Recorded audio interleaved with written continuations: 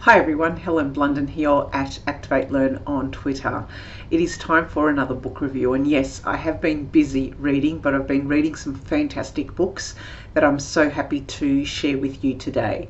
Now, today's book is a George Orwell book, and for those of you who have been seeing my reviews, you know how much I love George Orwell, and this is no different. It is a Penguin classic from the Great Ideas set called Books v Cigarettes, and it's a little book. It's quite a quick read, and there's a whole series of these of great thinkers and the different essays they've got, and I'm kicking myself that I haven't been able to find where the rest of these sets are. I've been searching online trying to find them, and I want to be able to buy kind of like a whole box set if it's possible, but I think I might have to just scrounge around and get things separately. George Orwell's book, this is really a series of different essays that were published from 1936 right up to 1950, and they cover all sorts of different topics. The topics all are about, well, the first one, books versus cigarettes. There's one on bookshop memories. There's another one on confessions of a book reviewer. Another one on the prevention of literature. Another one on my country, right or left. How the poor die, and such were the joys, where he talks about his childhood years at St. Cyprian's, which was a school. Now, I'm not going to go through each of the essays. Suffice to say, the essays all vary in length, and there's an underlining theme of each of the essays with regards to, I guess, the inequalities between the rich and the poor. It doesn't outwardly express it, but that theme is running through it quite strongly, and as you read it you can understand where he is coming from. He's effectively pointing out the differences between the poor and the rich, and how the rich are given leeway in a lot of things in life, pushes in the right direction, more job opportunities, and things like that. I want to talk about the first essay, Books versus Cigarettes, which was a really interesting concept, and he said to his readers, well, you know, the poor people seem to say that they're not going to spend their money on books. What is the point of it? Because they're simply too expensive.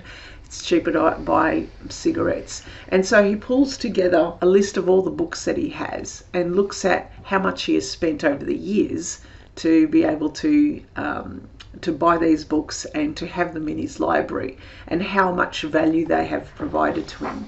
But overall then, it starts to become an essay around literature, and whether there is literature in totalitarian states.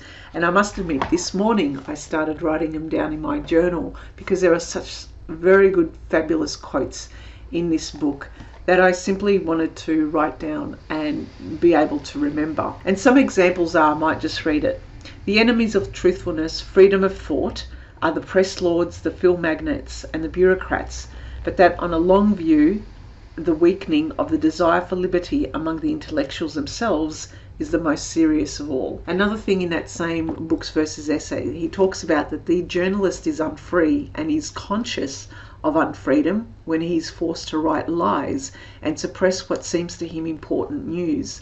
The imaginative writer is unfree when he has to falsify his subjective feelings, which from his point of view are facts. He may distort and caricature reality in order to make his meaning clearer, but he cannot misrepresent the scenery of his own mind. He cannot say with any conviction that he likes what he dislikes or believes what he disbelieves. There is no such thing as genuinely non-political literature. And then again, to write in plain, vigorous language, one has to think fearlessly, and if one thinks fearlessly, one cannot be politically orthodox. So it goes on, there are so many different quotes, but then he talks about how poetry doesn't seem to be affected or impacted in a totalitarian state. In fact, he says a poem is an arrangement of sounds and associations, as a painting is an arrangement of brush marks. For short snatches, poetry can even dispense with meaning altogether. It is easy for a poet to keep away from the dangerous subjects and avoid uttering heresies, and even when he does utter them, they may escape notice. Which got me to think, well, there's a lot of stuff happening in our news here in Melbourne, in Australia, about the suppression of information from our public news broadcasts from certain people, certain politicians, and you start to wonder exactly where is the truth, what is the truth as well. So a lot of the things that he mentioned in this book are pretty much relevant to what is happening today. And it also got me thinking, well, you know, if people can't write, maybe we should use poetry a lot more, because poetry can be misconstrued or changed in meaning, and it's very subjective anyway. So maybe this is a way to kind of hide the truth through poetry. But then he also talks about there are some elements of the arts that aren't impacted by totalitarian, and one of those is architecture. Yeah, and you got to wonder things around kind of like the Bauhaus architecture, the brutalism, things like that. So he goes on about the destruction of intellectual liberty and how we really can't be honest with ourselves if we don't have the intellectual liberty to discuss and debate. And he basically says that imagination will not breed in captivity.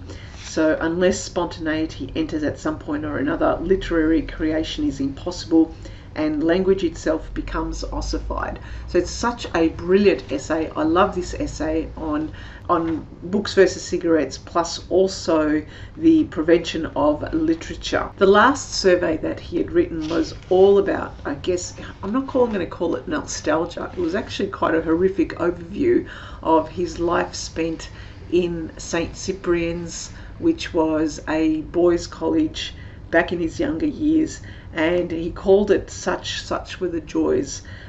And he talks about his school days, the school days filled with hunger, with bullying, with the fact the teachers were quite feral. There was rote learning, the beatings, and again in this essay he talks about how the rich were treated differently, how the rich kids were treated differently, and how there was some kind of feeling that just because he came from a poor family, he was there on a couple of scholarships, he was treated differently simply because of his father's and his parents' background. And in this book he does mention that at times he thought that £100,000 was the magical figure, the figure that meant that this is what you had to earn to be able to be treated humanely and as a normal human being by others. So it's a really interesting book. Now, what I love about George Orwell's writing is everything that you read of his, you could relate to his stories. Well, I can relate them, growing up poor, not destitute, but you could definitely see the difficulties and the different ways people react to you based on your background. All his words are insightful, they're thoughtful, but they come across as very empathetic and very human. So as you read this, you really feel for the other people that he's writing about.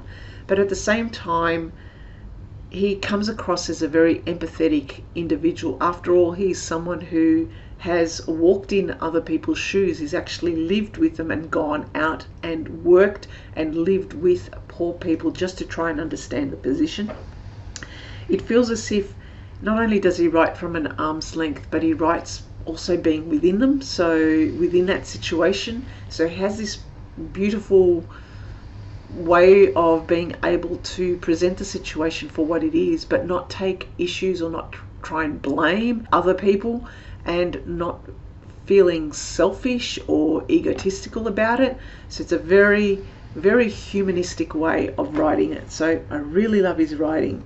So he doesn't really write to impress anyone. He's simply stating facts, stating the matter as it was, and he writes it in such a way that his writing is Simple in the sense that it evokes immediately the situation that he's writing about in your own mind. So he's not dressing it up with large words that so many people do.